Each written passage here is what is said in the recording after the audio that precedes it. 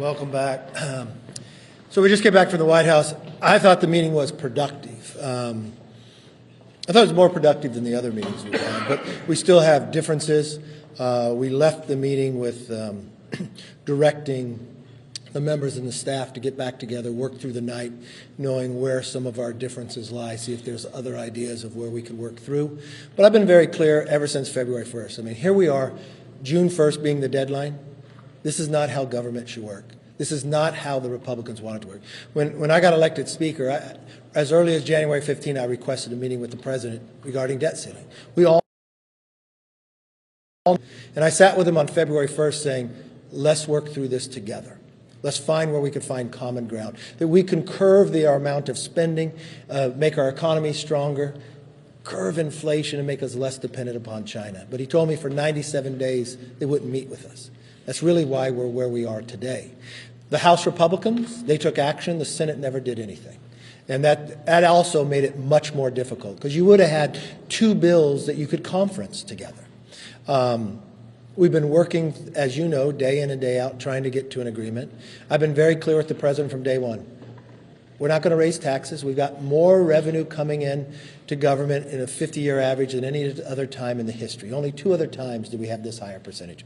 But the problem is we're spending more than almost any time in modern history. So it's a spending problem. We should pull back money that's been wasted. We should help people get jobs by having work requirements. We've seen that work time and again. We should find ways that we cap the amount of spending going outlay because the Democrats had spent so much.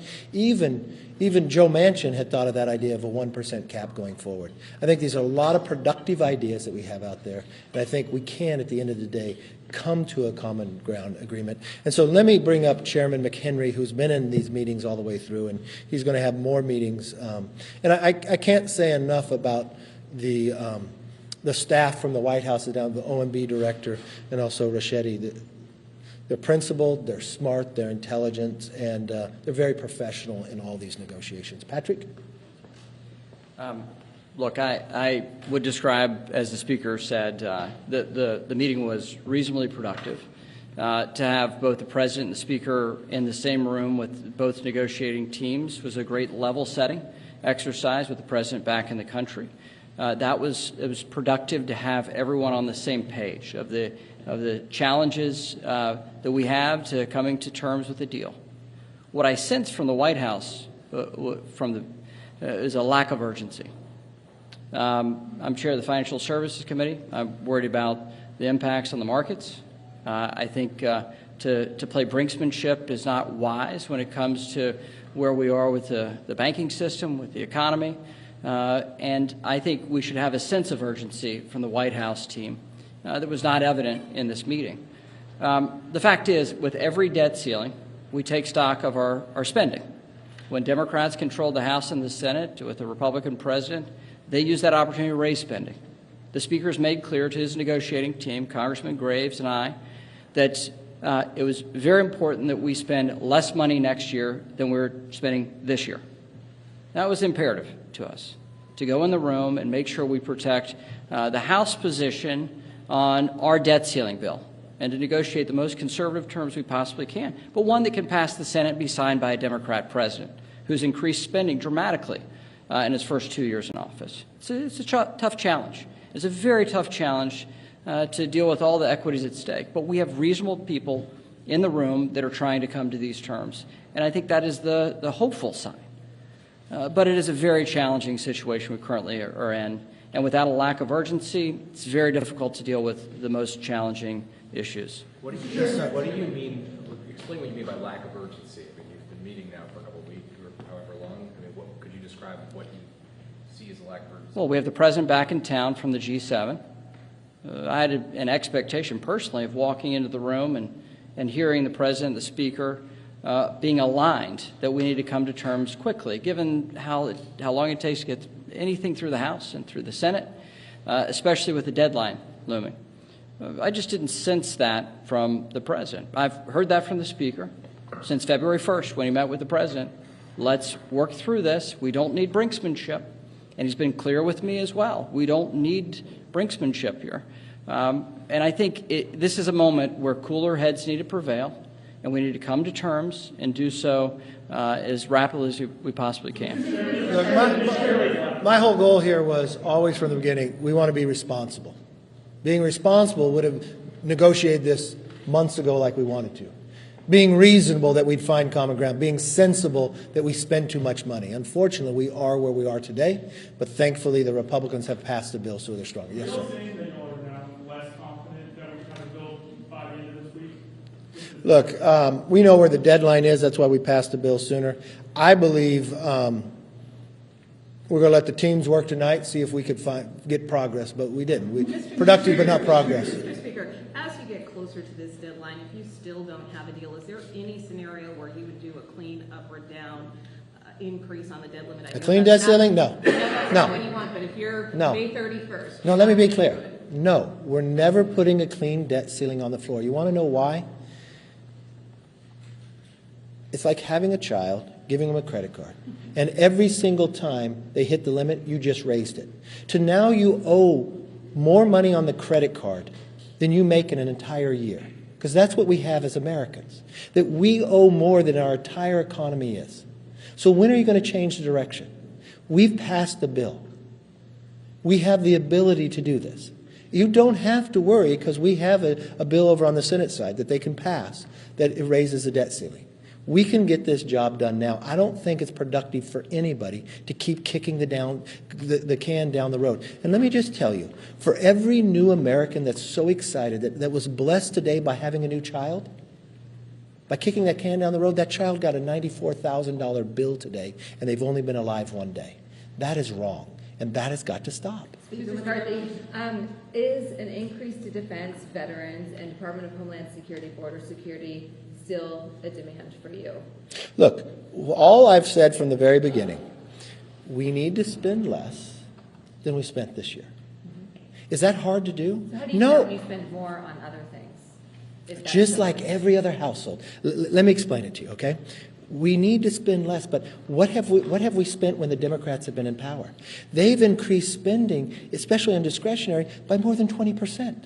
We are spending more than at any other time. Then if you want to look at it from a point of GDP, we are now more than 24% of GDP spending when on a 50-year average we're at 21%.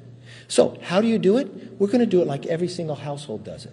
They're going to make a decision on what's the most important, but they're not going to be able to spend so much more. So we're going to make a decision just as Republicans and Democrats together. We're going to find a baseline that we agree to that will be less than what we spent this year, and appropriators are going to sit together and prioritize what's right. Do you think it's right that we would spend and leave money, billions of dollars out there for COVID, that we appropriated for 2 years and they never spent and the pandemic's over?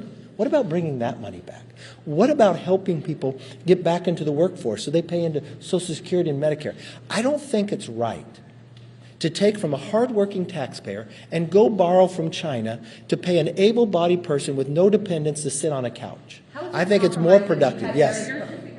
Thank you. Beyond the top line numbers, have you been able to negotiate the things like permitting or the COVID aid and get that? Look, we've had a lot of discussions, but nothing's agreed to, okay? So we've had good discussions on a lot of items. Yes. Thank you. You said progress has been made. On what items has progress been made is dealing with... Did I say progress or productive? I'm sorry, well, so Words what part matter. to me was productive? Like, how was it productive? I think the productive part was who was in the room, narrowing where we're talking. We're not talking over each other. We're not saying, oh, let's bring something new into the discussion. Let's not talk about raising taxes. That's been off for a long time. We literally talked about where we were having disagreements and ideas. So to me, that's productive. Not progress, but productive. Yes, sir. Is Representative Graves part of negotiations? Yes. Mr. Speaker, the chairman referenced some pressing challenges. What is still the most pressing challenges where the two sides are far apart? And is a framework starting to come into focus at all here? Look, I see where the framework can be. You just got to have people who are willing to get to that point. Yes. Mr. Speaker, you mentioned the sense of lack of urgency. You say you That was Patrick's words. Sorry. Also, you won't put a clean debt ceiling on the floor. Does this mean at some point you're going to look at Mr. McClintock's debt prioritization bill? No. How soon? No, it's just like the same question you had with me. Would I ever win as Speaker? I don't give up. I'm not going to give up on the American people. We're going to get this done. I don't think it's productive. If you look at too often in life, you want to take the easy way out. What would it do if you just raised the debt ceiling and did nothing else? You would make the problem even worse going forward. I wasn't elected to do that. And the other part is, if you kicked it for a short time period, how would that be productive? I think we've got to get on with our lives. We've got to get this economy stronger. We've got to curb inflation. We've got to be less dependent on China. And that means changing the behavior here. And I'm willing to fight to make that happen. Yes? Sorry, are going to be here all night working on this. If you guys are really as far apart as you say you are with the White House, where nothing is agreed to, what's the point of staff level talks at this point if you and the president are that far apart? Look, I don't think we would agree to talks if we thought it wasn't productive and that we couldn't come to an agreement. I actually believe at the end of the day we can come to an agreement. So that's why we're together. Why it was productive today and not giving progress, we only talked about where our differences were. We talked about items that, ideas to find that. So we're asking the staff to get back and run through those ideas to see if we could come to an agreement. Yes, ma'am. Well, I would assume I'd meet with President Biden every day till we get this done. This is too important. Do you expect to meet with him tomorrow? Look, if we don't meet, I'm sure we're going to talk on the phone. But we're going to have the staff get together, and then we're going to get back. It was not set that we had to see one another, or at least we're going to talk, but nothing's set there. Yes, ma'am. Thanks for the friends. And following up on Nicole's question, to clarify what you're saying, we hear you saying no clean debt ceiling increase.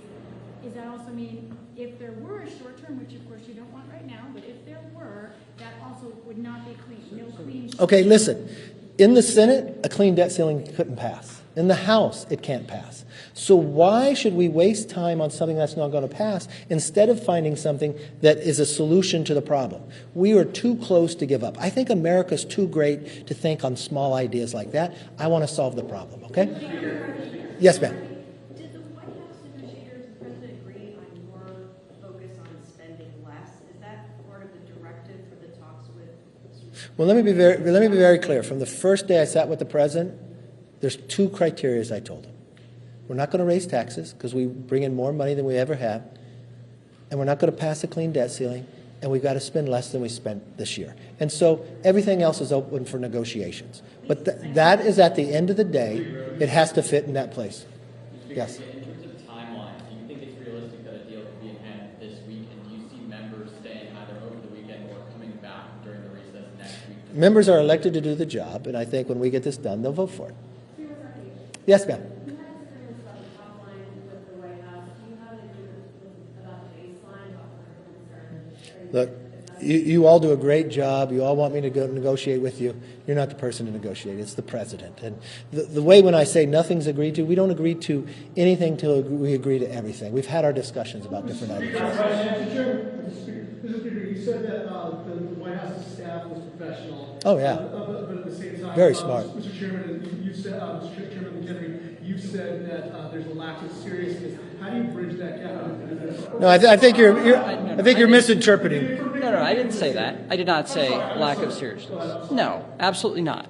The president sent a credible team. I'm sorry, I'm sorry. Two-thirds of you know Shalonda Young personally, right? He sent warriors up here on behalf of his administration. That's who he sent up. That's who we're negotiating with. They're a highly credible team. They're a tough negotiating team. These are tough discussions that we're having, but they're honest. We're honest with each other. So what I talked about was a lack of urgency. Urgency. And I've been consistent about my position here on the debt ceiling. I don't want brinksmanship. It is not in America's interest. It is not in America's interest for brinksmanship. And what I wanted to hear from the president and his team was that we're going to get it done quickly, and we're interested in closing this thing out. We've been circling on the same number of things we've been circling on since I came out on Wednesday. My apologies, I misheard what you said. All right. So, Ideas outside of the House Republican bill. Can you talk about the new ideas that you're? No, look, when I refer to new ideas, we have talked the whole time, how can we spend less than we spent this year? So ideas of where are areas that you could find savings. And we would bring up an area that we want to have savings in, and they say, well, that's a problem. Okay, but we've got to have savings, so let's look at another area. Those are the things I'm talking about, ideas of how to handle it.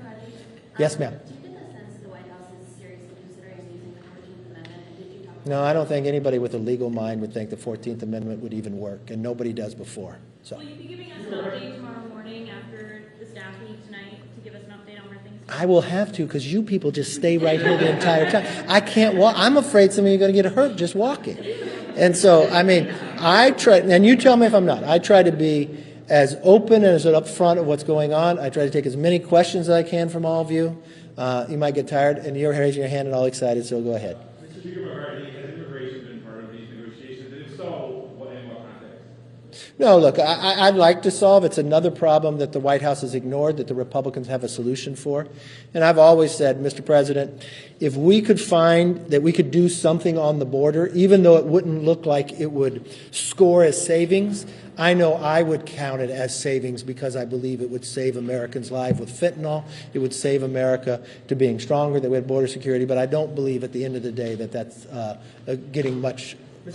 I keep asking this side. No one over here wants to ask a question? Raise the hand. Like, yes. Is the spending freeze, is that enough to be a cut with inflation in your minds? Because they've offered a spending Okay.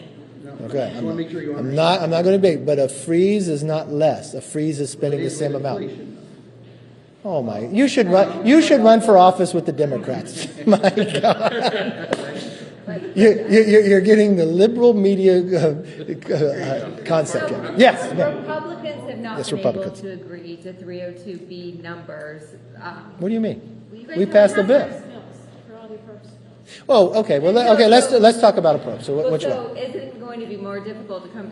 Are you relying on this negotiation with President Biden to come to that? And how are you going to rally Republicans around that final number that needs Democratic? Very easy. Okay.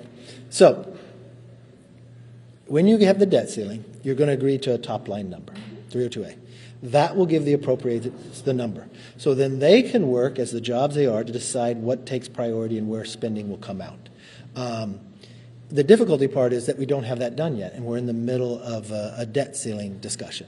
But we know the timeline is June 1st, so we know this is all going to happen here pretty soon, and the appropriators will have that number to be able to work towards it. The productivity, we've only passed a couple so far out because I think some of them, it would probably be smart to hold until the debt ceiling's done shortly. Could I ask specifically how important permitting reform is to this conversation? Well, I think permitting reform is this. It's the red tape that stops things from being built. And we actually have had some productive conversations. Garrett Graves is one of the policy wonks on this, and he's had some good discussion about that. I don't believe at the end of the day, if we are able to get some permitting from, I believe that will help the economy and grow the economy, but I don't think it will solve all the permitting reform. So what I've promised to the president, I even said today, is what we don't get done, I promise we'll continue those conversations and keep going, because I want to be able to build things in America. But you anticipate that something will be in the bill? I hope to be, and I believe it can be. And just to clarify, when you're saying you promise to do something else, you're talking about transmission and deployment for renewable energy? Look, I don't want to, all I said is we will continue to work on the parts that we can't come to agreement on.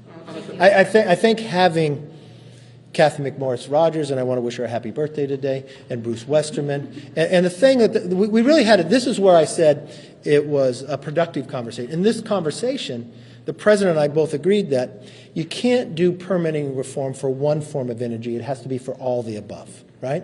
Lots of times people come out and say, oh, I just want to do it maybe for oil production or just for renewables. No, it would help everybody. And in my position is I believe we need all forms of energy. If you look at where America's growing, we need to double the size of our grid. So we need everything. And I think where permitting reform would really go is it's cutting the red tape, letting us build things again, and it just won't be energy, it'll be others. All right, last question. Yes. We've been circling on the same issues for a week. We want to get it done. What is going to force the end game here? I think June 1st. I think June. Look, one thing I found about government is they only worked at it. We didn't want to be here, as I said before. And you say circling, we made the circle smaller, smaller, smaller. So we're getting closer. Don't give up on us. I don't give up on you. So all right. Thank you all very much. Have a good night. Killed him, Mr. Kennedy.